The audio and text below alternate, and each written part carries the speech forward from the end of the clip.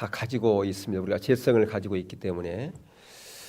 근데 이것이 잘못 사용이 되어지면 이런 엄청난 잘못된 결과를 가져오는 것을 볼 수가 있죠. 이게 바로 뒤틀린 영성입니다. 오늘 우리가 말씀의 제목이 하나님의 질투와 거룩함인데, 물론 이것과 다른 질투입니다만은 이런 잘못된 뒤틀린 시기와 질투를 우리 안에서 날마다 제거하는 것이 필요하겠습니다. 하나님 말씀 보겠습니다. 레위기 10장 1절에서부터 11절입니다. 레위기 10장 1절에서부터 11절.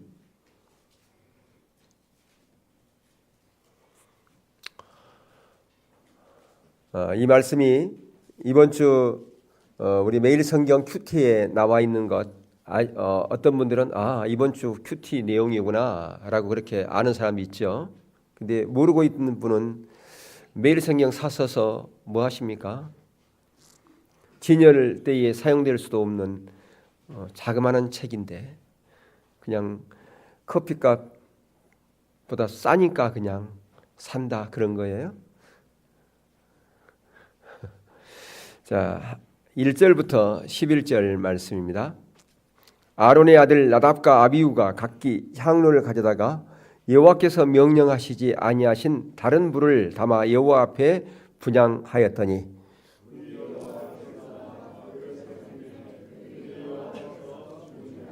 모세가 아론에게 이르되 이는 여호와의 말씀이라. 이르시기를 나는 나를 가까이 하는 자 중에서 내 거룩함을 나타내겠고 온 백성 앞에서 내 영광을 나타내리라 하셨느니라. 아론이 잠잠하니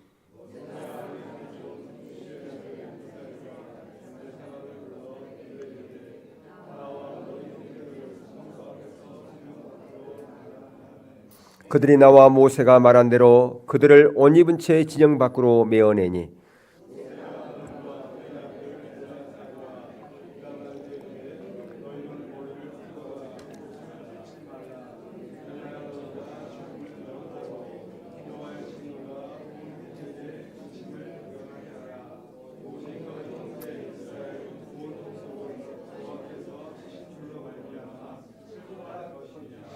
여호와의 간유가 너희에게 있은즉 너희는 해망문에 나가지 말라. 그리하면 죽음을 면하리라. 그들이 모세의 말대로 하니라. 너와 네 자손들이 해막에 들어갈 때에는 포도주나 독주를 마시지 말라. 그리하여 너희의 죽음을 면하라. 이는 너희 대대로 지킬 영영한 규례라.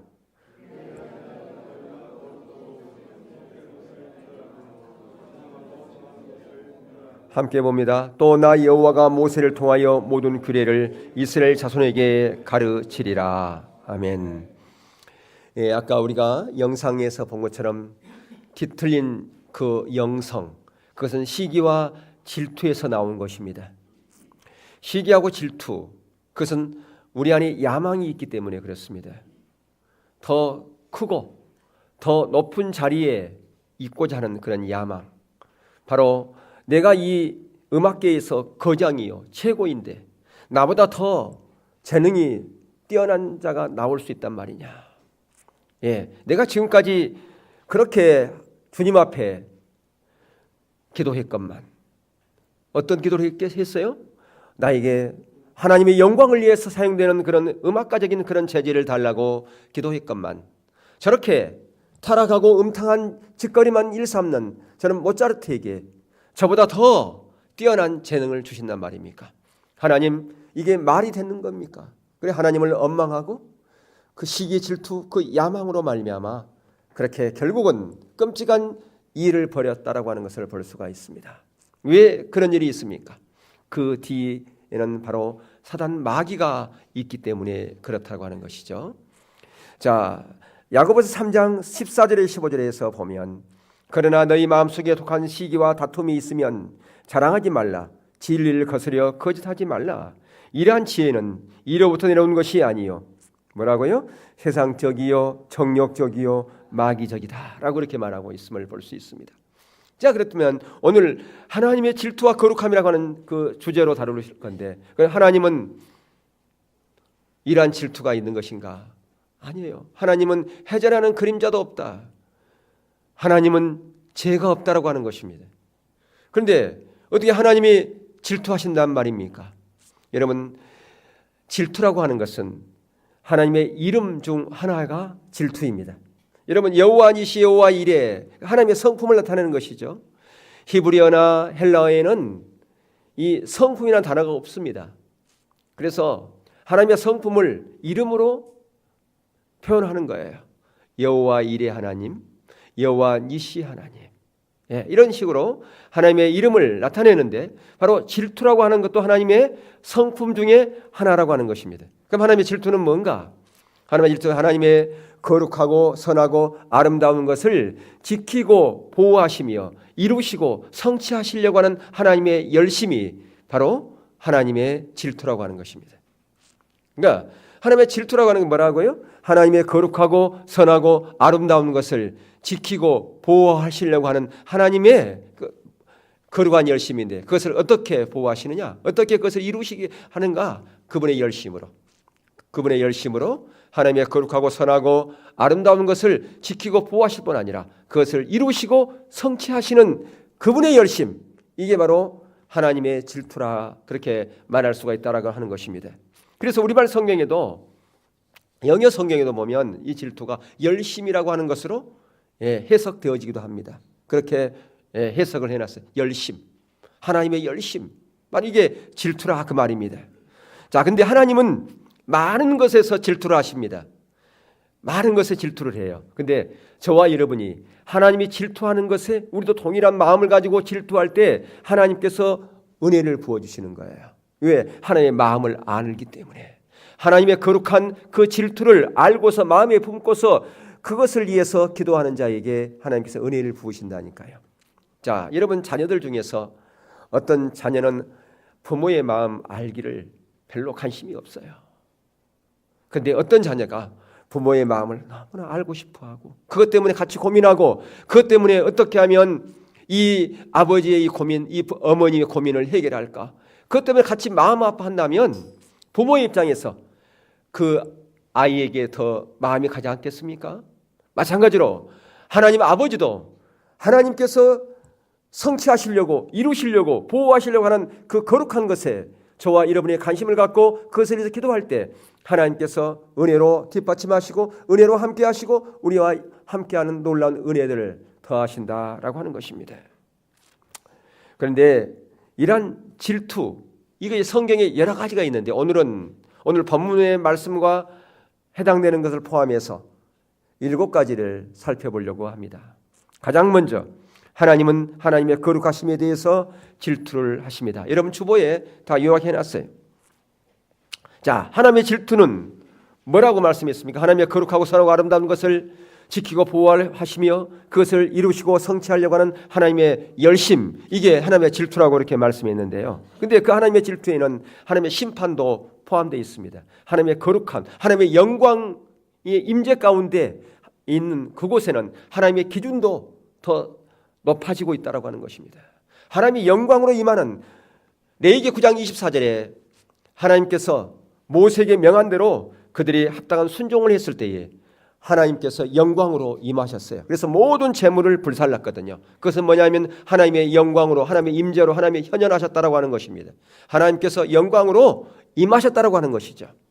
그 영광으로 임한 그 자리에 하나님께서 하나님의 우리의 기준을 더 높이신다라고 하는 것을 볼 수가 있어요. 이것은 뭐냐면 이 질투 속에 하나님의 심판도 포함된다라고 하는 것을 볼 수가 있어요. 하나님께 합당하지 않는 그 모든 것들을 다 뭐하시겠다, 다 태워버리겠다라고 하는 것을 말씀하고 있다 그 말입니다. 그러니까 항상 하나님의 질투는 하나님의 심판과 함께 하는 것이다, 그렇게 볼 수가 있는 것인데요. 그래서 오늘 우리가 대표적인 말씀 레위기 10장 1절에서부터 11절의 말씀을 우리가 읽었습니다. 거기 보니까 나답과 아비후가 아론의 두 아들이잖아요. 같은 제사장이에요. 근데 그가 무슨 불을 드렸다고요? 다른 불을 드렸다 그 말이에요.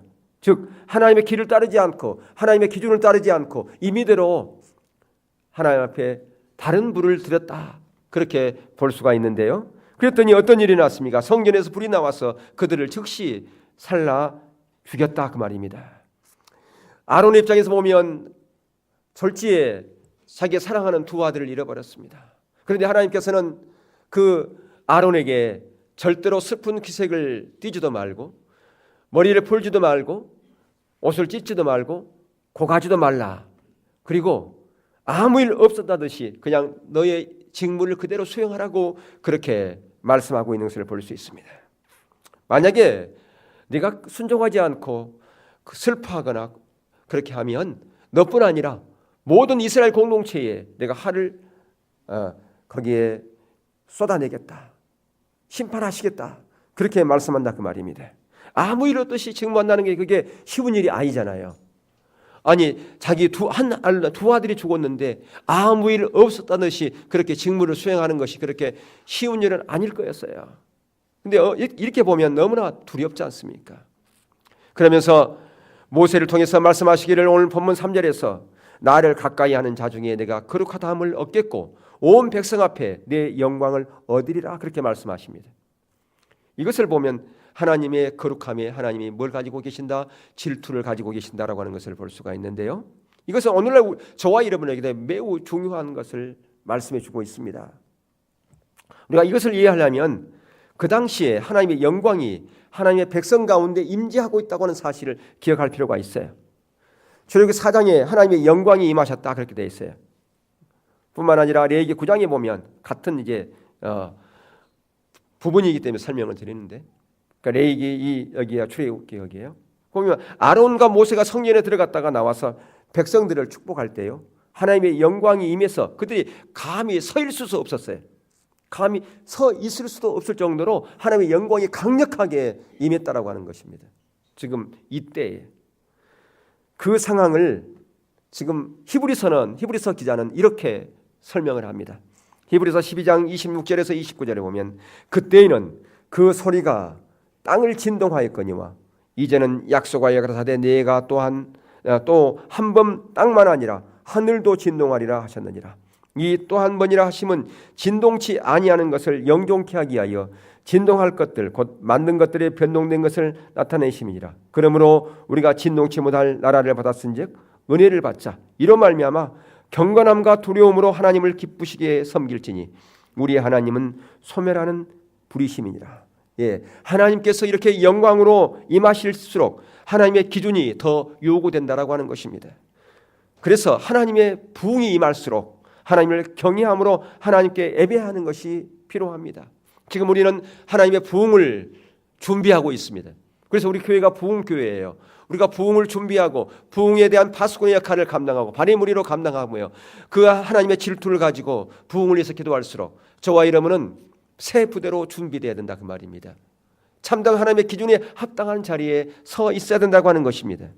그런데 오늘날 교회에 분쟁이 생기는 것은 무엇 때문에 생기는 것입니까? 질서가 무너졌기 때문에 교회가 문제가 생기는 거예요. 그런데 그러한 하나님께 원치 않는 그런 모든 것을 하나님께서는 다 거두어 가신다고 말씀하시는데요. 오늘 히브리서에 보니까 29절에 하나님은 소멸하는 불이시기 때문에 그렇다라고 말씀하고 있어요. 하나님의 소멸하는 불이라고 하는 하나님의 거룩함이라 말하는 겁니다. 하나님은 거룩하신 분이요, 모든 하나님께 합당치 않은 것은 다 태워버리겠다 그런 얘기입니다. 소멸하는 불이라고 하는 것은 우리가 오늘날 교회 안에서 일어난 여러 가지 분쟁들이 있습니다. 그게 왜 그런가? 질서가 무너지면 다 그렇습니다. 여러분, 군대가 질서가 무너지면 어떤 일이 일어납니까? 예전에 우리가 이 군대가 군기가 없고 그러면 어느 군대하고 비교하던가요? 장개석 군대다. 장개석 군대가 뭐가 잘못했는데요? 장개석 군대가 무기가 모택도 군대보다 훨씬 좋았어요. 미국에서 최신 무기들을 막 이렇게 주면 다 그거 그냥 다 팔아먹어 버렸단 말이에요. 그게 다 어디로 갔느냐? 모택동 적에게 돌아가서 자기에게 향하는 총알이 돼서 돌아온 거예요. 그러니까 질 수밖에 없죠. 그래서 결국 후퇴하고 후퇴해서 어디까지 갔어요? 지금의 대만까지 밀려간 거 아니겠습니까? 예, 질서가 무너졌기 때문에 그렇게 망할 수밖에 없다. 바로 영적인 군대인 저와 여러분이 바로 이런 질서가 무너지게 되면 바로 사단의 밥이 되어버린다 그 말입니다. 사단이 가장 좋아하는 것은 뭐냐? 교회 안에 질서가 무너지는 것을 가장 사단이 반기고 좋아하는 거라 그 말입니다. 그런데 오늘날 교회에 여러 가지 문제들이 많은데 그것을 가지고 사람들이 생각하기는 그 정도가 뭐 대단합니까? 그 정도는 있을 수 있는 것이죠. 용납해야죠. 라고 그렇게 말한다면 우리가 말로는 신앙의 본질을 추구하고 하나님의 임재를 얘기하고 하나님의 부흥을 얘기하고 하나님과 친밀함을 얘기한다고 하면서 뭐 그 정도는 그냥 대충 넘어가야지로 한다면 그것은 말이 안 맞는 얘기다 그 말이에요. 정말 우리가 하나님의 기준 그것을 얘기하는 끝까지 하나님의 거룩함이 무엇이고 하나님의 질투함이 뭔가를 봤다면 그 길을 가야 된다라고 하는 것입니다.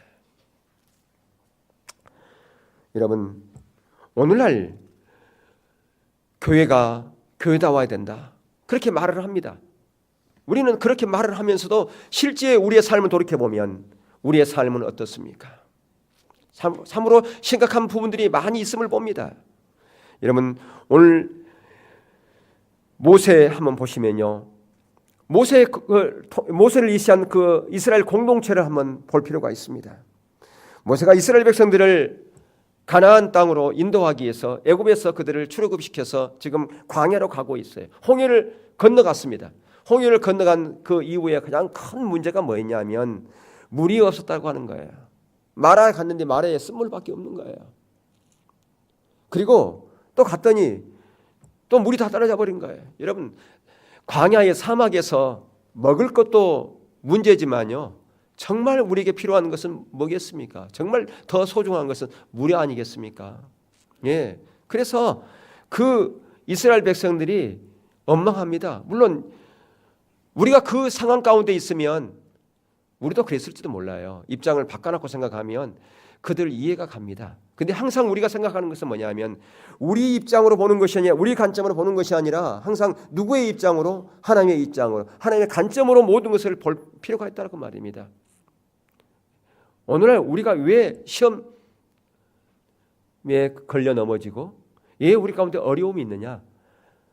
어떤 관점으로 봐야 되는데 하나님의 관점으로 봐야 되는데 내 관점으로 보기 때문에 하나님의 입장으로 봐야 되는데 내 입장으로 보기 때문에 항상 시험에 들어서 넘어진다라고 하는 겁니다.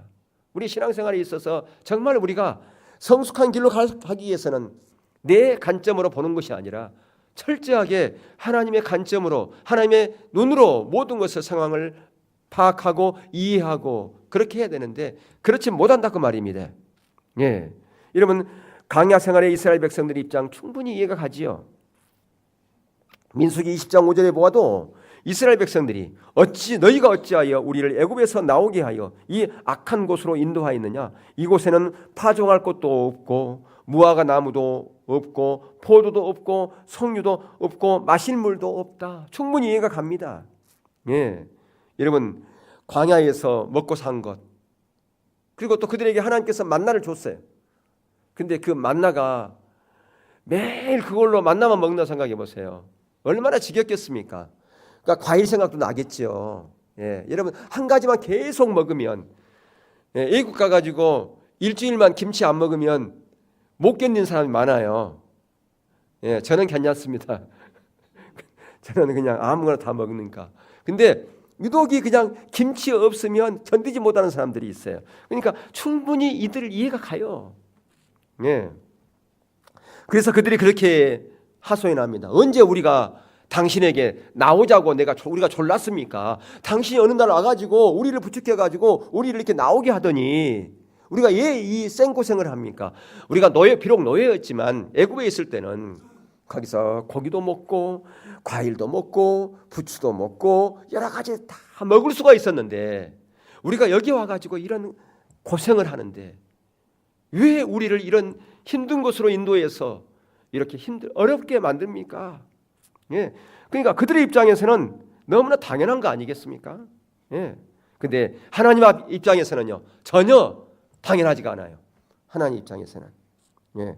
우리가 너무 많이 넘어지는 것은 자기 입장만 생각하기 때문에 그렇다 그 말이에요. 하나님의 관점에서 보는 것이 아니라 자기 관점에서 보니까 맨날 넘어지는 거예요. 여러분 부부간에서도 마찬가지예요. 부부간에서도 자기 관점에서 보니까 넘어지는 거예요. 상대방의 관점에서 보면 안 넘어지는데 자기 관점에서 보니까 서로 입장 차이가 있는 것은 자기 관점 때문에 그렇다는 거예요.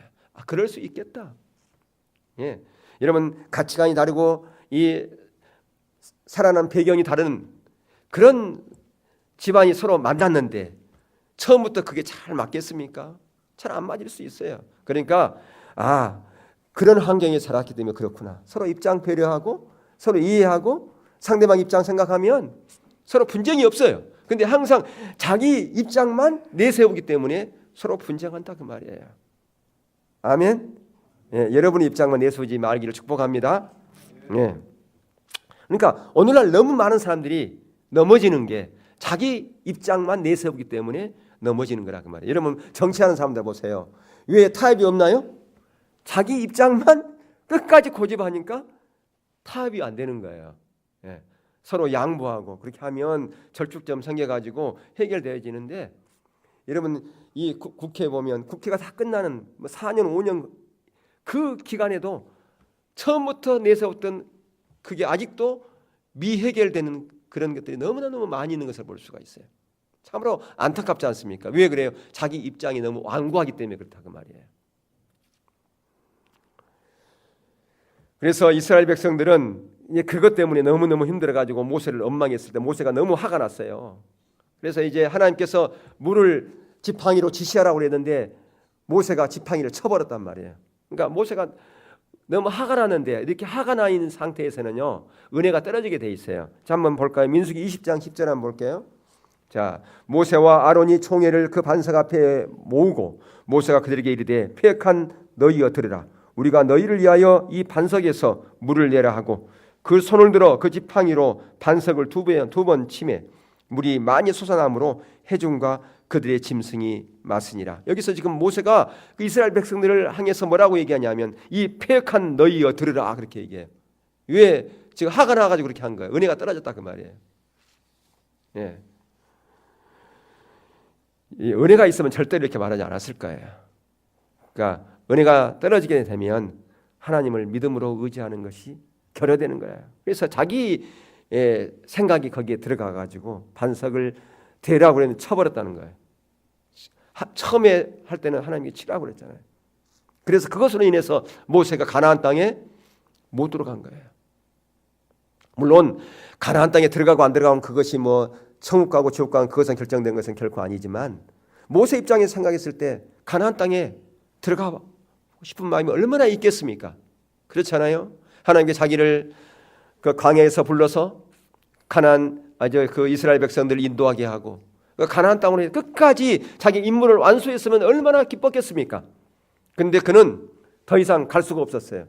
그래서 그 대권을 누구에게 넘겨주고 여호수아에게 다 넘겨주고 자기는 느보산에서 그냥 먼 발치에 있는 이스라엘을 그 가나안 땅을 바라보는 것으로 그의 모든 임무가 마쳤던 것을 볼 수 있습니다. 뭐 때문에 그래요? 예, 바로 하나님 앞에 이 하나님의 거룩함을 지키지 못했기 때문에 그렇다는 거예요. 하나님의 거룩함을 드러내지 못했기 때문에 이런 결과를 가졌던 거예요. 이만큼 하나님은 자기의 거룩함에 대해서 질투하는 거라 그 말입니다. 하나님의 거룩함을 온 백성에게 드러내지 못하고 지키지 못했기 때문에 모세가 가나안 땅으로 들어가지 못했던 것을 볼 수 있어요. 물론 이 들어가고 안 들어가는 것은 그렇게 뭐 중요한 것은 아닐 수 있지만 분명한 한 가지는 하나님의 백성들 앞에서 하나님의 거룩함을 드러내지 않았다고 해서 가나안 땅에 들어가는 그런 특권들을 모세는 박탈당하고 말았다고 하는 것을 볼 수 있습니다. 여러분 모세가 안 된다면 저와 여러분은 어떻겠습니까? 모세 같은 사람도 하나님의 거룩함을 지키지 못했기 때문에 그 특권이 허락되지 못했는데 저와 여러분은 어떻겠냐 그 말입니다. 나는 이 정도에서 괜찮겠지. 이 정도는 넘어갈까요 하나님께서? 예, 여러분 그건 너무나 아니란 태도이다 그 말이에요. 여러분 오늘 본문에서 나답과 아비후 문제가 이런 것이었어요. 여러분 그때 하나님의 영광이 머물러 있던 시대라고 제가 말씀을 드렸습니다. 출애굽기 24장 9절에 11절을 보면 거기 보면 어느 선을 딱 정해놓고 이 선 안으로는 일반 백성들은 들어오지 못하게 했어요. 거기 하나님의 영광이 너무 강해서 그 안에 일반 백성이 들어오면 죽을 수도 있기 때문에. 근데 그 하나님의 영광이 임한 그 곳에는 70인만 들어갔는데요. 거기에 볼까요? 출애굽기 24장 9절에 11절을 보면 한번 보세요. 모세와 아론과 나답과 아비후와 이스라엘 장로 70인이 올라가서 이스라엘 하나님을 보니 그 발 아래에 있는 청옥을 편듯하고 하늘같이 청명하더라. 하나님이 이스라엘의 존귀한 자들에게 손을 대지 아니하셨고 그들은 하나님을 보고 먹고 마셨더라. 예, 이게 뭡니까? 모세, 아론 다음에 누구 이름이 나옵니까? 나답과 아비후. 그러니까 70인 장로 중에서 아주 대표적인 인물 중에 4인 중에서 나답과 아비후가 포함되어 있던 것을 볼 수가 있습니다. 예, 얼마나 큰 특권입니까? 이들은 거기서 하나님의 영광을 본 거예요. 우리가 하나님의 영광을 부분적으로만 보아도 얼마나 큰 은혜예요. 근데 그들은 지금 하나님의 놀라운 영광을 지금 보고 있다 그 말입니다. 예. 근데 이 영광 가운데 그들이 머물러 있으면서 마음이 우쭐한 거예요. 예. 자기하고 어릴 때부터 같이 자랐던 친구들도 있었을 거 아니겠어요. 근데 이 나답과 아비후는 제사장의 옷을 입었어요. 제사장 옷을 너무 아름다운 옷이에요. 친구들이 보면서 그랬겠죠. 아, 나답, 야, 네 의복이 진짜 멋있다. 너 출세했다. 아비후, 너 부럽다. 친구들이 그랬을지도 몰라요. 여러분, 우리의 의복이 우리의 어떤 신분을 말해주는 게 아니에요. 내 직분이 나의 어떤 신분을 말해주는 게 아니라 그 말이에요. 근데 우리가 너무나 그것 때문에 우쭐하고 그것 때문에 마음이 높아지면 이런 일이 생긴다 그 말이에요. 그러니까 나답과 아비후는 하나님의 영광 중에 거기에 있는 것, 그것이 전적인 하나님의 은혜였음에도 불구하고 그것 때문에 우쭐한 거예요. 아니란 거예요. 그래서 그들이 하나님의 그 길을 따라서 불을 들이는 것이 아니라 자기 임의대로 다른 불을 들여가지고 하나님의 그 분노를 사게 됐다 그 말입니다. 더 나아가서 거기 뭡니까? 하나님 그들에게 말씀하시기를 너희가 내게 올 때 포도주나 독주를 마시지 말아서 속된 것과 거룩한 것을 분별하여 할지니라. 이것을 보면 이들이 술 취했던 것을 볼 수가 있습니다. 그러니까 하나님의 길과 세상 길을 구분하지 못했어요. 술에 취하면 우리가 세상 길과 하나님의 길을 모릅니다.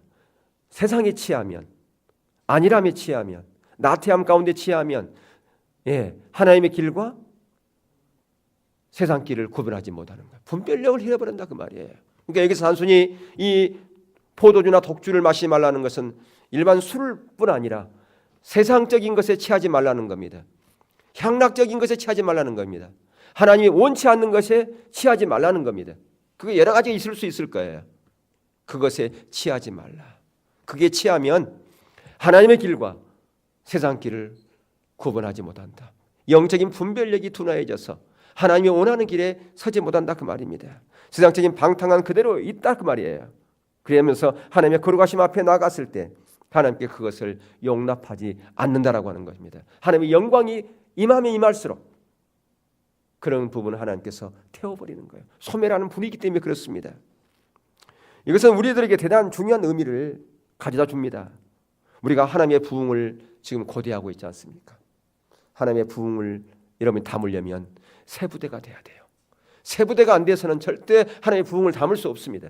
하나님의 부흥을 여러분이 고대하고 있지 않습니까? 그렇다면 저와 여러분이 세상적인 가치 기준에 취하면 안 된다 그 말입니다. 그것을 가감없이 잘라버리지 않으면 안 된다라고 하는 겁니다. 여전히 내가 하나님의 부흥을 준비하고 하나님의 기준을 쫓아서 가고 있다고 하면서도 아직까지 버리지 못하는 세상 기준이 있고 세상적인 가치관이 있다면 절대 우리는 새 부대로 준비될 수 없고 하나님의 회복과 부흥을 담을 수 있는 그릇으로 준비될 수 없다라고 하는 겁니다. 하나님의 부흥은 그것은 정결한 깨끗한 아름다운 그 그릇에만 담을 수 있기 때문에 그렇습니다.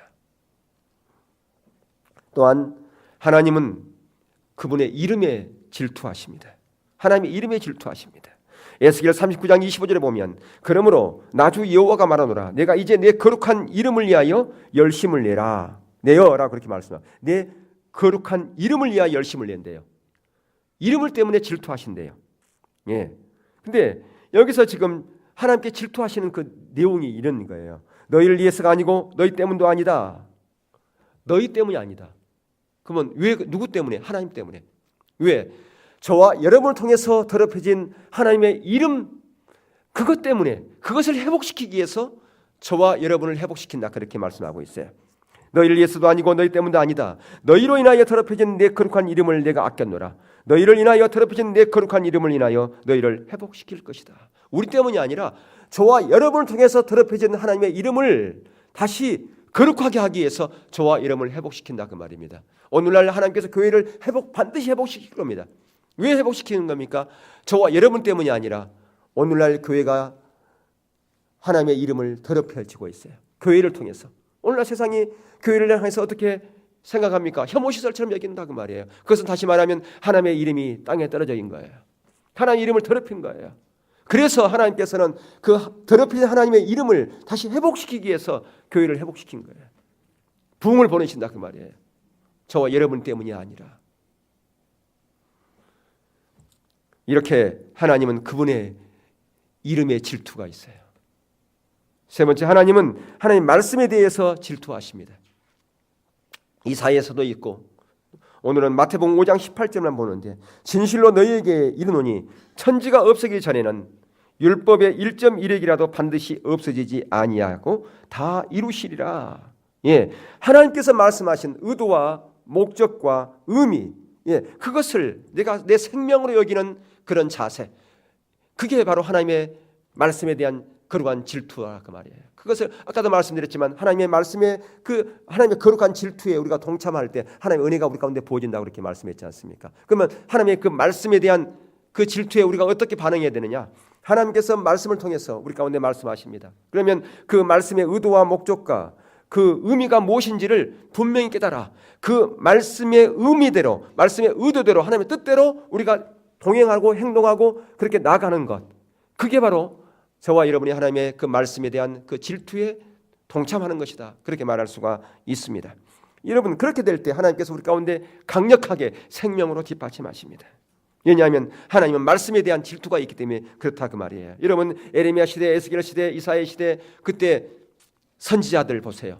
그 선지자들은 정말 하나님의 말씀 그것을 목숨처럼 여기고 그들에게 핍박이 있어도 죽음 앞에서도 그것을 있는 그대로 전했지만 반대로 거짓 선지자들은 그것을 자기들 나름대로 희석하고 재해석하고 변형시켜서 전했어요. 왜? 그렇게 했을 때 사람들이 좋아하고 자기들이 인기가 있었거든요.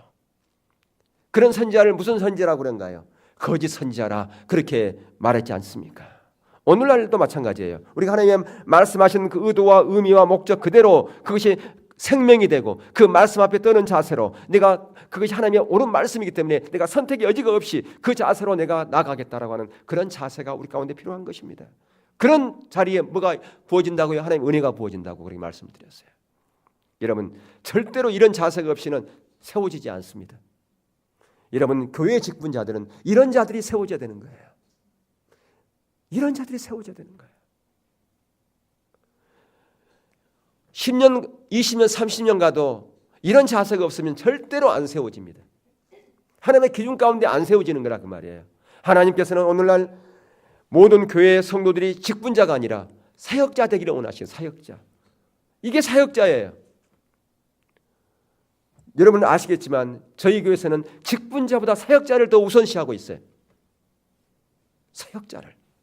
어떤 자가 사역자느냐? 바로 하나님의 말씀의 의도와 목적, 그것을 의미를 알아서 그것이 나의 생명으로 여기고 그 말씀 앞에 떨어 그것대로 내가 나가기를 원하고 그렇게 가고자 하는 그런 자, 그런 자를 하나님께서는 세우시고요. 그런 자가 사역자예요. 그런 자가 사역자가 돼야 돼요. 더 나아가서 그런 자가 직분자가 돼야 된다 그 말입니다. 하나님은 하나님의 말씀에 대한 질투가 있기 때문에 그렇습니다. 하나님은 열심히 그것을 지키시고 보호하시고 그것을 이루시기를 원하십니다. 네 번째, 하나님의 교회에 대해 질투하십니다. 스가랴서 8장 1절에 보면 예루살렘을 향한 말씀이 나와요. 근데 이것은 예루살렘을 향한 말씀임과 동시에 바로 오늘날 새 이스라엘인 저와 여러분에게 주신 말씀이기도 합니다. 자, 한번 읽겠습니다. 같이 한번 읽어볼까요? 시작. 만군의 여호와의 말씀이 임하여 이르시되 만군의 여호와가 말하노라 내가 시온을 위하여 크게 질투하며 그를 위하여 크게 분노함으로 질투하노라. 나 여호와가 말하노라 내가 시온에 돌아왔은즉 예루살렘 가운데 거하리니 예루살렘은 진리의 성읍이라 일컫고 만군의 여호와의 산은 성산이라 일컫게 되리라. 그다음에 고린도전서 3장 16절 17절 너희가 하나님의 성령인 것과 하나님의 성령이 너희 안에 거시는 것을 알지 못하느뇨. 누구든지 하나님의 성령을 더럽히면 하나님이 그 사람을 멸하시리라. 하나님의 성령은 거룩하니 너희도 그러하니라. 예. 여기 보면 하나님의 성령을 멸하면 하나님께서 그도 멸한다. 그렇게 말씀하고 있어요. 예. 예루살렘은 진리의 성읍이라. 아까 스가랴서에 보면 예루살렘은 진리의 성읍이라 일컫고 만군의 여호와의 사는 성산이라 일컫게 되리라. 지금 이스라엘을 얘기하고 있어요. 오늘날 말하면 새 이스라엘을 말하고 있고, 오늘날 말하면 교회를 말하고 있고, 오늘날 말하면 저와 여러분을 향해서 이 말씀하고 있다 그 말입니다. 왜 그래요? 오늘날 새 이스라엘은 교회니까. 교회는 뭐예요? 저와 여러분이 교회니까요. 그래서 하나님의 성전은 오늘날 교회인데 저와 여러분이 교회 아니겠습니까? 바로 이렇게 하나님의 교회를 향한 하나님의 질투를 갖고 있어요. 그러니까 다시 말하면 저와 여러분을 향한 질투가 있다 그 말입니다. 여러분을 향한 거룩한 질투가 있어요. 어떤 질투? 여러분이 세상과 구별된 거룩한, 그렇게 살아가는 거룩한 질투가 있다 그 말이에요. 여러분이, 교회인 여러분이, 새 이스라엘인 여러분이, 새로운 성읍인 성전인 저와 여러분이 세상과 구별된 삶을 살아가기를 원하는 하나님의 질투가 있다니까요. 여러분을 향한 질투가 있어요. 왜 질투한 거? 하나님의 거룩함에 대한 질투가 있다 그 말입니다. 저와 여러분이 거룩하기 때문에. 왜 거룩해요? 우리 안에 성령님이 계시기 때문에 거룩한 거예요. 우리 때문이 아니라. 그렇기 때문에 하나님의 질투가 있는 겁니다. 저와 여러분을 향해서. 여러분 그걸 알아야 돼요. 하나님은 나를 향한 질투가 있다. 그렇기 때문에 하나님의 거룩함을 지키고 보호하려고 하는 그분의 열심이 있는데, 하나님의 뜻을 이루려고 하는 하나님의 질투가 있는데, 저와 여러분을 거룩해 할 뿐 아니라 저와 여러분을 통해서 하나님 뜻을 이루시고 성취하시려고 하는 그분의 열심이 있다니까요. 예, 그분의 열심이 저와 여러분을 향하고 있다고 하는 사실이에요. 그렇기 때문에 저와 여러분이 말하는 행동하는 그 모든 것에 있어서 바로 서야 된다고 하는 겁니다. 하나님의 질투가 있기 때문에. 다섯 번째, 하나님께 드려진 예배에 대한 질투가 있습니다. 성경에 보면 하나님께서는 거짓된 예배에 대해서 강력하게 경고하시고 대처하고 있는 것을 볼 수가 있는데요. 하나님은 이런 예배에 대해서 질투를 가지고 있습니다. 여러분 이사야서 1장에 보면 여러분 잘 알겠지만 이스라엘 그 백성들이 안식일 날 안식일 철저하게 지켰고 월삭 지켰고 각종 대의와 절기뿐 아니라 하나님께 무수한 제물을 수없이 많이 드렸습니다. 그리고 그들이 기도도 많이 했고요. 때로는 금식도 있고 구제도 있고 정말 헌신된 그런 아름다운 부분들이 많이 있었어요. 그런데 하나님께서 그들에게 얼마나 강력한 메시지를 전합니까? 소돔의 백성, 고모라 백성, 패역한 자식들이라 그러고 누가 이것을 요구했느냐? 내가 이 일한 모든 것을 증오한다. 너희들이 하는 모든 행동 다 내가 증오한다. 이렇게 강력하게 말씀하셨습니다. 왜 그래요? 하나님은 예배에 대한 질투가 있기 때문에 그렇다는 거예요. 우리가 예배 자료 나올 때 정말 자원하는 마음으로 나와야 되고 사모하는 마음으로 나와야 되고요. 흠 없이 나와야 된다 그 말입니다. 흠 없는, 거기에 재물을 드리는 것은 흠 없는 재물을 드리라고 그랬지 않습니까? 그 얘기는 뭐냐면 거기에 드리는 재물, 그게 그래서 어떤 사람은 흠 없는 헌금 드리라고 해서 은행 가서 새돈을 바꿔오는데 그런 얘기가 아니에요. 찢어진 헌금 그거 안 받는 얘기가 아니에요. 그게 흠 없는 그런 얘기가 아니라 우리의 마음이 흠 안 나는 얘기예요. 우리가 마음, 하나님 우리의 중심을 보시기 때문에 예배에 대한 이렇게 하나님의 질투를 갖고 계세요. 여섯 번째, 예수님에 대해서 질투하고 계십니다. 여러분 예수님께서는 이 땅에 오셔서 한 번도 자기의 영광을 구하지 않았어요. 누구의 영광만 구했습니까? 아버지의 영광만을 구했습니다. 줄기차게 하나님 아버지의 영광만을 구하셨어요. 근데 그 예수님의 영광을 구하신 분이 있어요. 누가 예수님의 영광을 구하셨나요? 하나님이 예수님의 영광을 구하셨다 그 말입니다. 그렇기 때문에 저와 여러분이요, 하나님께 지금도 하나님 예수님의 영광을 구하고 계세요. 누가요? 하나님이. 그렇다면 저와 여러분이 누구의 영광을 구하면 우리가 은혜가 부어지겠습니까? 예수님의 영광을 구하면. 그래 찬양 가운데 예수님을 높이는 찬양들이 많지요. 왜? 그렇게 우리가 찬양도 예수님을 높이는 찬양을 이렇게 하면 하나님의 그 마음을 우리가 가지고 찬양하는 거예요. 그래. 내가 예수의 영광을 구하고 있는데 너도 예수의 영광을 구하고 있구나. 나하고 똑같은 마음을 가지고 있네. 그럴 자리에 하나님의 은혜가 우리 가운데 부어진다 그 말입니다. 아멘. 예. 그래서 여러분들 찬양 가운데서 예수님을 높이는 찬양을 마음껏 부르십시오. 그러면 하나님께서 놀랍게 함께 하실 것입니다.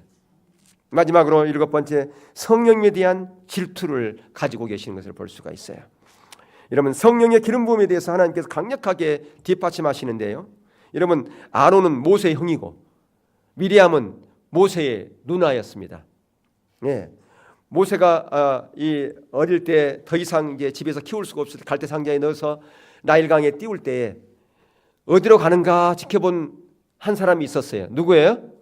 미리암이잖아요. 그러니까 미리암은 많이 컸다는 얘기 아니겠어요? 그리고 이제 모세의 유모로 모세의 어머니가 미리암의 어머니가 유모로 갔어요. 그러면 어머니가 젖을 먹이고 또 집에서 키울 수도 있겠어요. 그때 어쩌면 미리암도 같이 그 아기를 봤을 수도 있어요. 업기도 하고, 예, 똥기저귀 갈았을지도 몰라요. 그러니까 그렇게 큰 누나가 때로는 모세에 대해서 잘못된 것을 지적할 수도 있어요. 그러니까 이 모세가 굿수의 여인을 얻었잖아요. 그것 때문에 지금 미리암이 그런 거예요. 미리암, 나도 하나님의 음성을 듣는다. 네만 하나님의 음성을 듣는 게 아니다. 그래서 성경에 보면 미리암이 선지자로 나오잖아요. 선지자. 예, 그가 강력한 예언의 기름 부음이 있었고요. 그 선지자였어요. 나도 선지자야. 내가 누나 입장에서 너에게 충고하는데 또 그렇게 하면 안 돼. 근데 그것 때문에 미리암이 어떻게 됐나요? 문둥병에 걸렸어요. 왜? 하나님의 기름 부음을 대적했다고. 하나님께 세우신 그 모세의 기름 부음을 대적했다고. 잘못한 것이 있으면 네가 지적하고 네가 벌을 주지. 어떻게 하나님의 기름 부음을 자를 네가 대적했냐. 그것 때문에 문둥병에 걸렸다 그 말이에요. 다윗 왕도 마찬가지잖아요. 다윗 왕이 다윗이 아직 왕이 되기 전에 사울 왕에게 이제 쫓겨다니잖아요. 잡히면 죽는 거예요. 근데 그 사울 왕을 죽일 수 있는 좋은 기회가 여러 번 있었어요. 근데 죽이지 않았습니다. 왜 그랬을까요? 사울 왕에 있는 그 기름 부음 때문에. 그래서 그가 대변 두고 있는 그 사울 왕의 옷깃을 살짝 잘라왔어요. 그것 때문에 마음 아파서 회개했단 말이에요. 하나님의 기름 부음을 손상시켰다고. 예. 바로 이 하나님의 기름 부음에 대한 대단한 질투. 하나님은 뭐예요? 이 기름 부음에 대한 질투가 있다 그 말. 하나님께서 기름 부음 그것에 대해서 그게 손상하는 것에 대해서 질투를 가지고 있다라고 하는 것을 볼 수 있습니다. 이처럼 하나님의 질투라고 하는 것은 하나님의 거룩하고 선하고 아름다운 것을 지키고 보호하시며 그것을 이루시고 성취하시는 그분의 열심인데, 근데 이것은 바로 우리가 나답과 아비후의 이런 것을 통해서 보듯이 거룩함에 대한 질투가 있는 것을 볼 수가 있고요. 그분의 이름을 다시 회복시키려고 하는 땅에 떨어지는 저와 이름을 통해서 땅에 떨어지는 그분의 이름을 다시 회복시키려고 하는 그 하나님의 이름에 대한 질투가 있고요. 또한 예배에 대한 질투가 있고요. 더 나아가서 예수님에 대한 질투, 또한 성령님에 대해서 질투가 있고요. 또 무엇에 대한 질투가 있나요? 하나 내가 안 한 것 같은데, 예, 말씀에 대한 또 교회에 대한 그런 질투가 있다라고 하는 것입니다. 그렇기 때문에 저와 여러분이 정말 하나님께서 내가 거룩하니 너도 거룩하라고 그렇게 말씀하셨는데 우리가 거룩해야 될 수는 없습니다. 제된 우리의 본성이 아닌 우리가 어떻게 거룩한 자의 반열에 올 수 있습니까? 그런데 그것은 하나님과 관계를 통해서만이 거룩해질 수 있습니다. 여러분, 피조물인 저와 여러분, 그리고 이런 어떤 사물이나 동물은 절대로 거룩하게 될 수가 없어요. 하나님의 관계 가운데 있을 때 그것이 성물이 될 수가 있고 그게 성이 될 수가 있고 성의가 될 수 있다 그 말이에요. 하나님과 관계를 맺을 때만이 그렇습니다. 저와 여러분이 거룩할 수 있는 것은 하나님과 관계를 맺을 때만이 거룩하게 될 수가 있음을 볼 수 있습니다. 어떻게 관계를 맺을까요? 하나님의 이런 질투를 바로 알아서 이 하나님의 그 질투, 거룩함에 대한 질투가 있구나. 하나님의 이름에 대한 질투가 있구나. 하나님의 말씀에 대한 질투가 있구나. 교회에 대한 질투가 있구나. 예수님에 대한 질투가 있구나. 성령님에 대한 질투가 있구나. 그 질투를 내가 알아. 그 하나님의 마음이 있는 그곳에 나도 있기 원하고 하나님의 기준이 있는 그곳에 내가 나아가서 하나님의 뜻에 온전히 서서 하나님의 기뻐하는 그런 자리에 내가 항상 서기를 원하는 그런 갈망함과 그런 사모함으로 여러분이 서갈 때에 하나님의 은혜가 여러분 가운데 임할 것이고 하나님 강력하게 여러분의 삶을 뒷받침하실 것이라고 하는 것입니다. 원하기는 여러분의 삶 가운데 하나님의 이런 거룩한 질투 그것이 부어져서 여러분이 하나님의 그 거룩한 질투에 동참함으로 하나님의 은혜와 생명이 여러분의 삶 가운데 더 많이 부어질 수 있기를 주의 이름으로 축원합니다. 네, 찬양하시겠습니다.